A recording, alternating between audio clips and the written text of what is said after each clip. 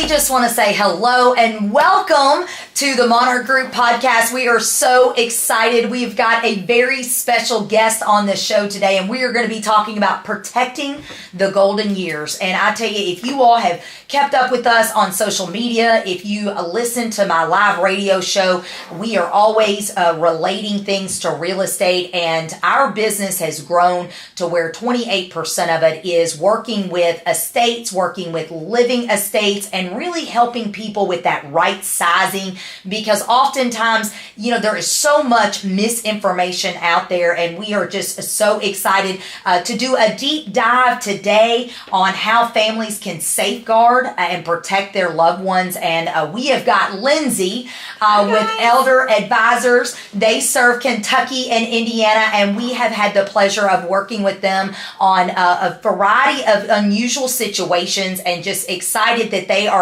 coming onto the show today to talk to us a little bit more about, what you do, how you help your clients, and, Elder Advisors helps families not just craft plans, but, you really give them that sound peace of mind, because oftentimes nobody wants to talk about nursing homes and death and all of that information. But Lindsey, we want to say welcome. Thank you so much for having me. I'm excited to be here. Thank you. To the Monarch podcast, and tell us a little bit about yourself, about the company, and what you all do. Yeah, great. Thank you so much. So I am Lindsey, and I'm the Senior Vice President at Elder Advisors, and I've been on the team since November of 21.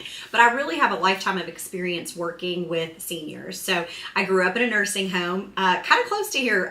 It was the old Good Samaritan Center in J-Town. Yes. Yeah, a long time ago. My mom was a social worker. So I was volunteering in the dining room and calling bingo before I even went to kindergarten. So, the seniors are a population I'm just deeply, deeply passionate about. I studied communications at the University of Louisville. So I'm, born and raised in this area. I've never left. And I graduated in a time I'm sure you're familiar with, but 2008 was when I graduated college. So it was like, I had all kinds of things that I thought I was going to do in like the marketing space and all of that communication space. And 2008 was just a really tough economy. And my mom, who was working at nursing homes at the time, said, there's this position open and you need to kind of apply for it. So I did, and I totally blew off the interview because I thought I was not qualified.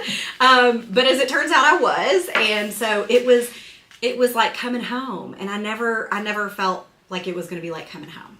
So I worked for many, many years in skilled nursing facilities or nursing homes on both sides of the river, and did some time in hospice care as well. And I felt a calling post-COVID to really serve the families directly. Like I loved being in service to my families, but I always worked for somebody, right? And so it's a balance of interest, and it's just like, what would this look like if I just worked for if I just served families? So I started my own little baby business with sort of personal care coordination. Oh, I didn't know this. Yeah, it was short-lived.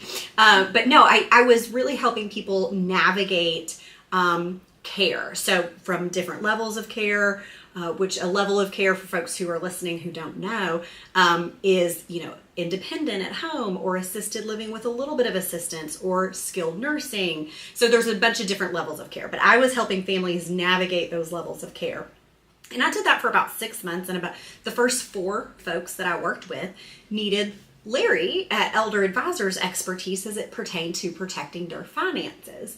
And so about the 4th time I walked somebody in his office, he's like, I'm interested in learning more about this business model. So we chatted, and he kind of bought my baby business, and we went into business together. So he's been doing this for a lot longer than I have been around. Not really, but so Elder Advisors is a company which Larry started. Will celebrate 30 years next year. So he's been working hard in the community for a long time, and so I've had the pleasure of being here since 21, and now I'm a co-owner of the business, and it's just such an amazing privilege to serve families directly. So that's what we do. Well, and I can't imagine, what this space looks like from the time that you all started in 1996. Yeah. So I love that you all have the longevity, that you all have been around. I mean, that you and Larry both have seen a variety of different situations, because in our world, auction, real estate, I mean, I remember growing up, I just used to think, everybody goes to a nursing home. And then I started realizing there's so many different options. So many. And so many. It's very overwhelming. Yes. It's like, where do I start? What do I do? Yeah. So talk to us a little bit about how this industry has evolved, especially since 1996. Sure. So, we actually, when we have presentations we're giving in the community and trying to educate folks, we talk about how much things have changed. And, we have these slides and it's like, a gallon of gas in 56 was like 3 cents or what, or a stamp was 3 cents, whatever. And, nursing home costs as it pertains to a nursing home has skyrocketed. But if you think back, and this is very important, when we're aging differently, right? And so I think about my great grandparents. So my great grandparents would have been born 1900-ish era or whatever. But I was fortunate enough to know my great grandma. She never got sick. She just got old. And my grandmother and her sisters rallied and moved, and she passed away in her farm home that we had been to for family dinners. That's how my great grandma and her brothers and sisters in that generation aged. Nursing homes are not a thing of the past. They were not a thing of the past. They're relatively new because culturally we're not staying at home and taking care of our loved ones anymore. And that's not bad. That's just fact. I mean, that's just where we're at. So I think now that then to my grandparents, every one of my grandparents saw at least a little bit of a time in a nursing home care. So, it's trended up. Right. And you hit the nail on the head earlier when you said there's so many options. People don't want to talk about it. I think if people really knew the amazing solutions that were out there, that they would talk about it. Because I think people think nursing home and immediately they're like, sad people in a dark room. You are right. 2 people in the room. You know what I mean? And that just is not the case. That's just not the case. I mean, I'm not saying it's universally not the case, but that's just not the case. Our clients enjoy phenomenal care in facilities, a lot of them with private rooms and their own spaces. But there's also a lot of options in the home before we need nursing home care. So elder advisors, we do a lot of things, but one of the things that we do is we actually have a master's level social worker on staff that help families stay in the level of care they're at. So again, that level of care. Sometimes assisted living is appropriate and, they've got their own little kitchenette and that level of independence. And what we have found is when families have this conversation and seek out a level of care that's appropriate when they start to feel like they need help, they age better, right? They age in place. The folks, I'm going to make a blanket statement. The folks typically that we see that are like, okay, we're in crisis, we need a nursing home right now, they've waited too long. And if they had come in and done something 3 or 4 years ago, they may be successful in the home, or we at least wouldn't be here in this adult children are crying at the table, mom doesn't want to go, this crisis situation. So earlier is better. And that's not for placement. Earlier for the conversation is better. That's all. It's just a conversation. So what are some of the common pitfalls that you all see? Because I think you just brought up a great point and something I've learned learning about your all's business. I always tell people I know enough to be dangerous. I just know the real estate stuff, right? Because that's my bailiwick. Yeah. But I've learned that, like you mentioned, the sooner you can have those conversations, the better off it is for the family as a whole emotionally and just having it all mapped out. So what are some pitfalls that you all see in your line of business? Sure. So people don't plan on failing. They just fail to plan. And, the best time to plant a tree was 20 years ago, and the second best time to plant the tree is today. I think that's the pitfall, right? People wait. Well, when we're going with the kids to Florida in September, we'll get to it after that. And it's, it's fine, but then, now it's the holidays and now, 3 years from now, nothing's in place. And when you don't have the conversations, it's just chaotic. It's chaotic. So when we talk about estate planning, right? When we talk about just kind of having the conversation, there's a couple of things everybody needs to know. One, a good estate plan does not hasten death. I mean, Right. actually, I mean, really, like, talking about it and getting a plan does not actually make it come sooner. And I think that's an important thing to know. And it's empowering. It's an empowering thing. Because here's the thing, and you know this with your experience with probate and estates, you don't have to do a plan. You don't. Yeah, you don't. The court system and the attorneys will figure it out for your family. And so I think adult seniors, a pitfall is that they don't recognize this is really a gift for their children. So one of the first things I kind of ask when I'm sitting across from a new client is, do you like your kiddos? I mean, do you like, because what you're doing is paving a road Right. for them. And not necessarily for your stuff or for your estate, but you're just giving them the tools they need to serve you if or when you can't serve yourself anymore. And that's really important. Another pitfall is people just don't do it because they're like, I don't have an estate. They hear an estate planner and they're automatically like, well, we got to be, what is it from Annie, Daddy Warbucks or whatever Right. that Yes. you've got to be, well, Yes. you know, I don't have a yacht and I don't have a cabin in the woods, so I don't have a vacation home. I don't need to do that.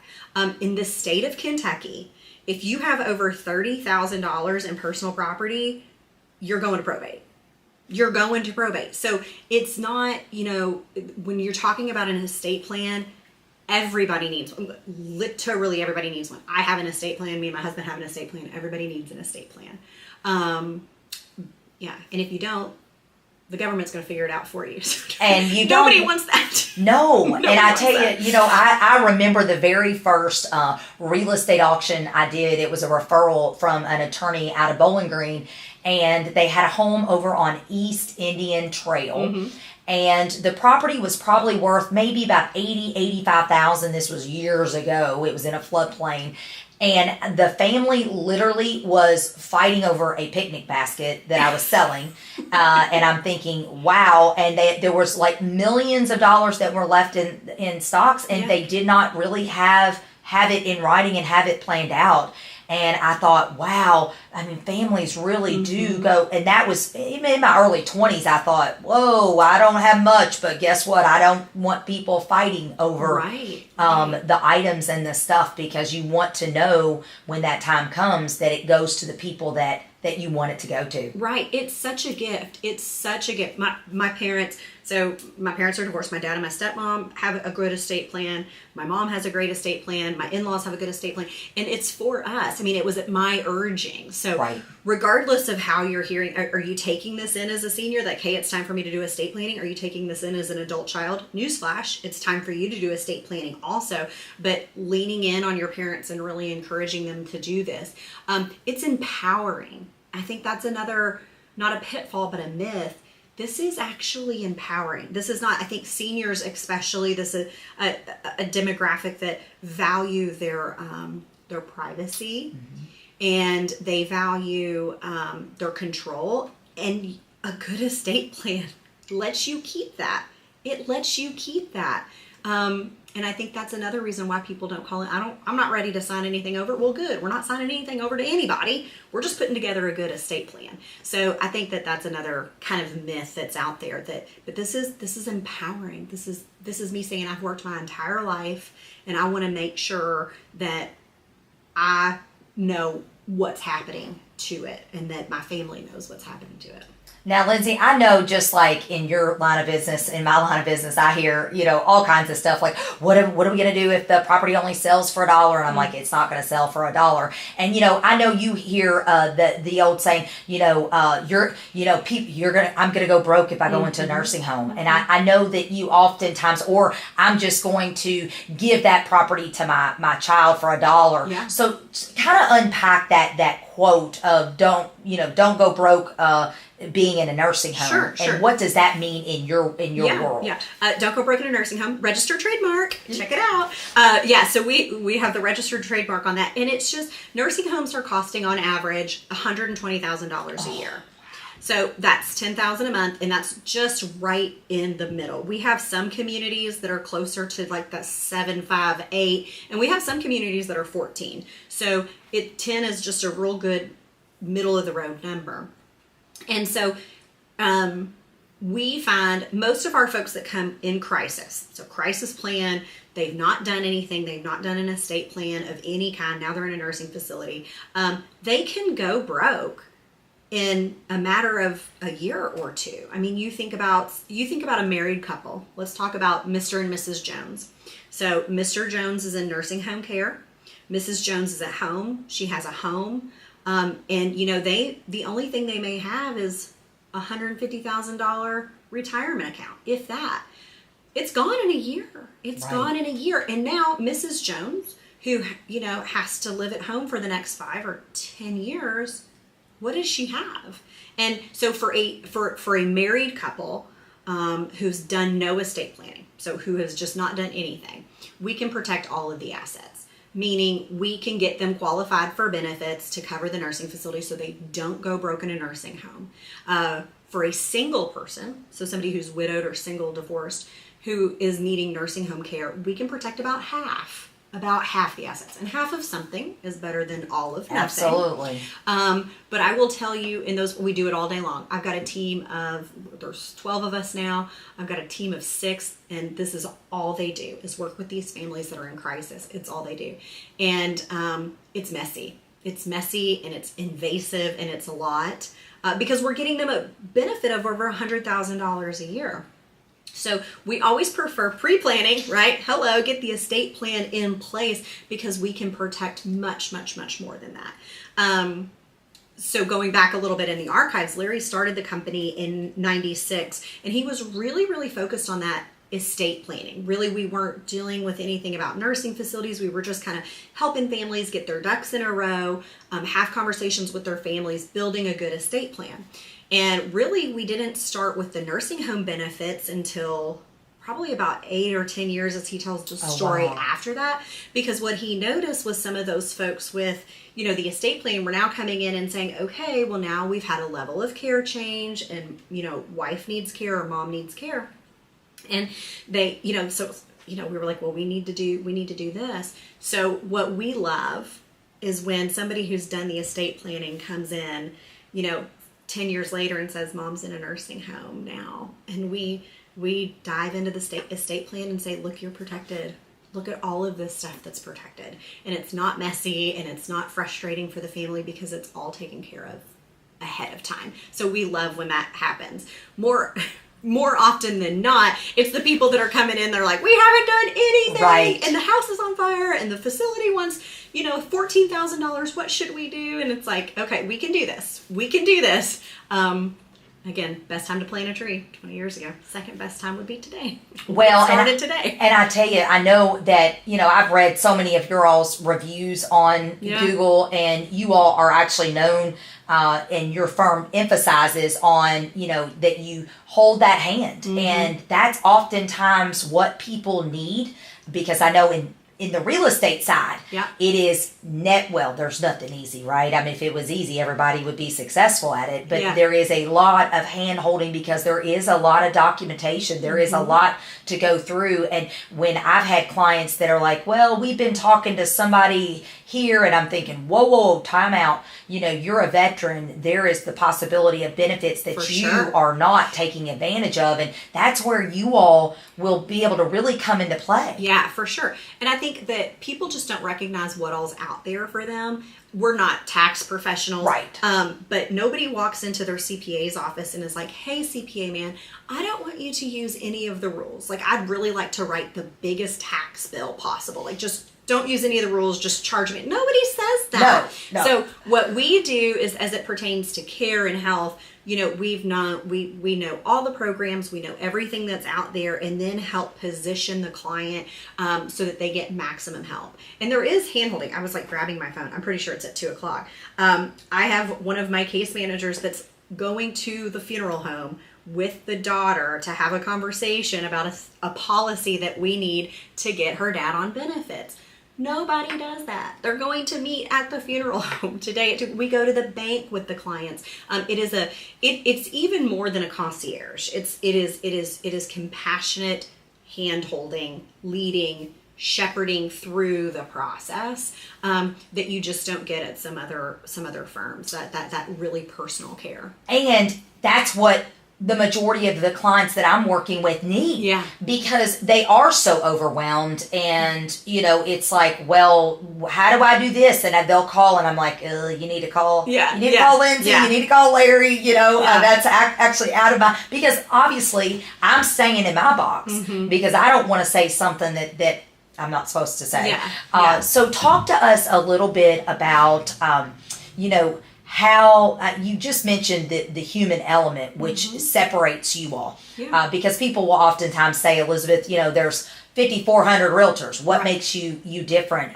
Now, when you talk about that care coordination, go into a little bit, when somebody calls you all and they come in, that's when you all just evaluate really what all they need. Sure. Yeah, absolutely. And it depends on where the person is at and what they need. I always like to ask the question when I'm with a new client, if you had a magic wand, what would you do with it? What would you do with it? And, if they say, well, I would fill the bank account up so I could pay this bill or whatever. Okay, well, I know we need to really focus on the finances because this is what's really, if it's like, well, I would just be able to quit my job and stay at home with mom. Okay, well, then I know we need to talk about care options and really making sure that we know fully what is available for mom. So I like the magic wand question because it really kind of gets people going. But we do offer several different services. All of them, the end goal is to provide peace of mind. That's super duper, provide peace of mind. And Larry says to everybody, the goal is you're going to feel better when you get up and leave the room than you do right now. So that's everything that we do, whether it's the master's level social worker. So she visits clients monthly. Some are in their home, some are in nursing facilities. She has one fellow, his family engaged us, his daughters, his wife passed away very unexpectedly. He still golfs 3 times a week.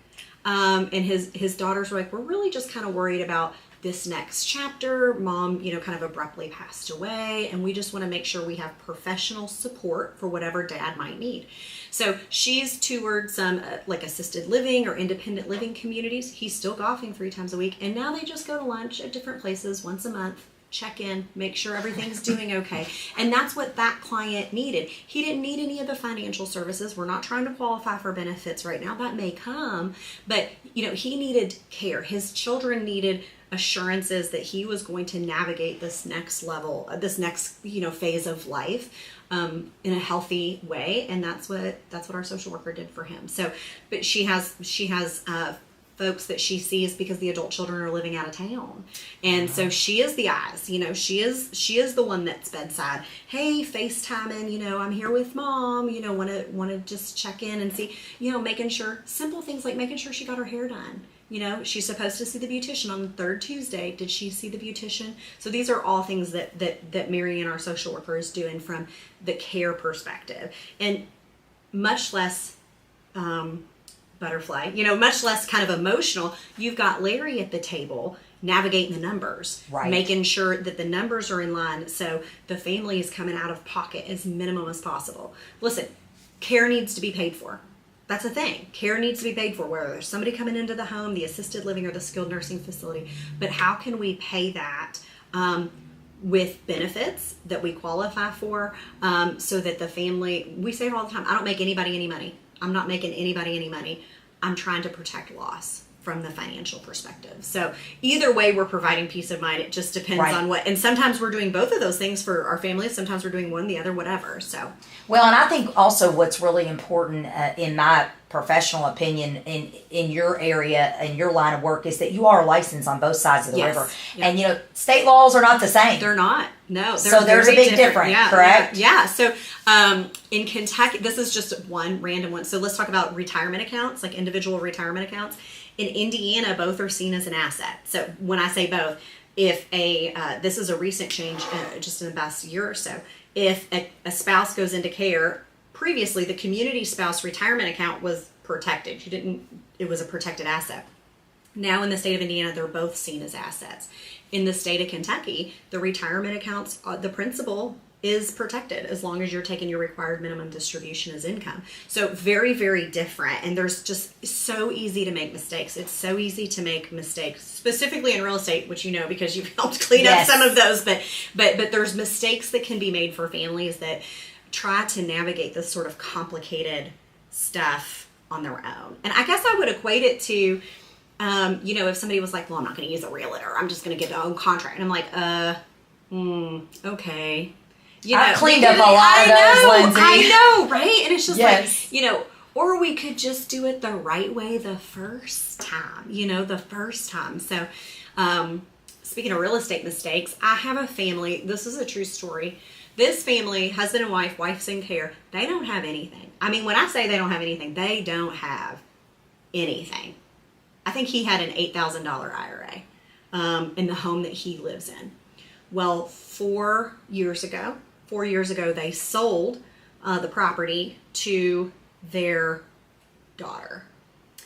But they sold it, not for $1, but they sold it for less than what it was worth. And now mom's in care, and, that's going to jeopardize her benefits. That has to be addressed. That has to be dealt with. And they're all like, oh my gosh. So luckily, nobody's going to have to give it back or buy. I mean, because they bought it, they just didn't buy it for enough, and so it is a complicated mess, and we're going to get it done. We're going to get it done because we always do. But mistakes are made so often when families just kind of go through it. Well, and I will tell you, one of the easiest things and the mistakes I see is when I have a client that has a power of attorney or an attorney in fact, and it hadn't been recorded, or it doesn't give them the power to sell the real estate or any of the assets. And I'm like, I'm not an attorney. However, recording it's one issue, right. But boy, they don't want to give up that original. I'm like, it's got to be original. You have to do it. Yeah. And folks are nervous about that.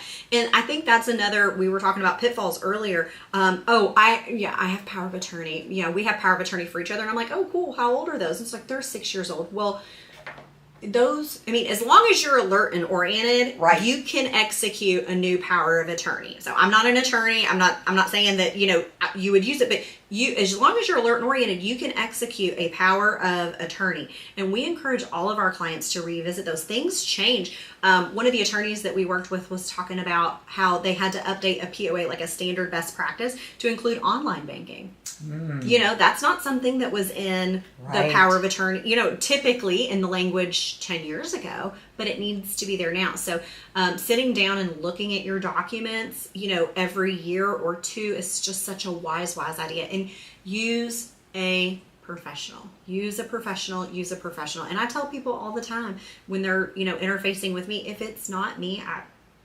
nope, nothing but love. But please don't go on this road alone, because it's just so dangerous.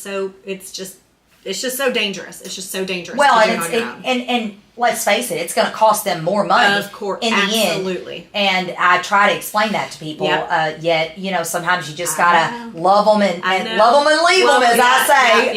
Bless her heart. Yes. Yeah. And I tell you, so Lindsey, we've talked about asset protection. We talked a little bit about Medicaid. We talked a little bit about the real estate side. If there is somebody out there that wants to get a hold of you all and do a consultation, what is the best way for them to reach you all? Yes. So our website is always a great one. You can also go to talktolarrynow.com or talk to Lindsey. That's EYLANDSEY.com. Talktolindseynow.com. And those are links with our calendar. So you can just pick a time and we'll set up a little virtual meeting. Otherwise, you can reach us at our office number. And that would definitely, we can get you in an appointment. So anytime. Anytime. And our consultations are free. Okay. And it's a very quick appointment. People think I don't have 3 hours to go and say, no, I need 45 minutes, and I don't even really need to know the details of what you have. That's really personal, and I don't want you to give that information to me until you're comfortable and we're going to work together. But you'll know very quickly if we can help and how we can help, and you'll have all the answers. It'll be very clear in about a 45-minute meeting. So that is Lindsey and Larry with Elder Advisors on protecting the golden years. And Lindsey, thank you so much for your time to be on the Monarch podcast. And we look forward to doing business with you in the future. And if people want to get a hold of you, they can call. And I I always encourage people to take advantage of that 45-minute